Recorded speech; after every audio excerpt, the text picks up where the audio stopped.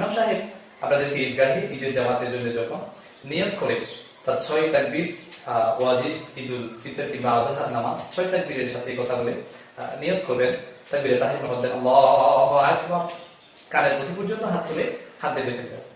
এরপরে সানা পড়বেন, সানা পড়া শেষ করে 3টা অতিরিক্ত তাকবীর তিনি বলবেন। প্রথম রাকাতে আল্লাহু আকবার, কানের প্রতি পর্যন্ত হাত তুলে হাত ছেড়ে দিবেন। দ্বিতীয়বার তিনি আরো একবার তাকবীর বললেন আল্লাহু আকবার, হাত তুলে ছেড়ে দিবেন। তৃতীয় তাকবীরে আল্লাহু আকবার, কানের প্রতি পর্যন্ত হাত তুলে হাত বেঁধে ফেলবেন।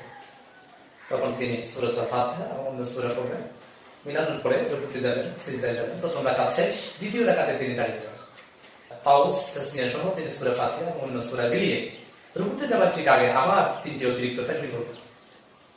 আল্লাহু আকবার, হাত কানের মধ্যে পর্যন্ত তুলে ছেড়ে দিবেন।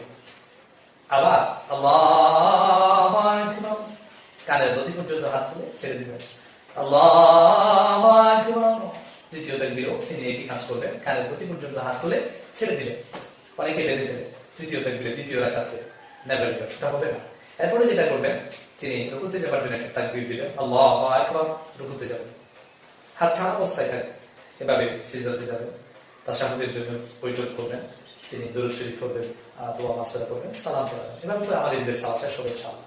আর এটা হচ্ছে সবচেয়ে সহজ এবং মাসনুন তরিকার মধ্য দিয়ে যে আমাল সালাত, আমরা সেটা আপনাদের বলার চেষ্টা করেছি, যেটা ফিকহের বিভিন্ন কিতাবে এবং হাদিসের টেক্সট থেকে আমরা যে সালাত হুজুর করিম সাল্লাল্লাহু আলাইহি ওয়াসাল্লামের কাছ থেকে পেয়েছি, সাহাবী রাদিয়াল্লাহু আনহুম আজমাইন, তাবিউন, সালাফ সালিহুন, ওদের কাছ থেকে যে সালাত আমরা পেয়েছি, এই হচ্ছে তরিকা।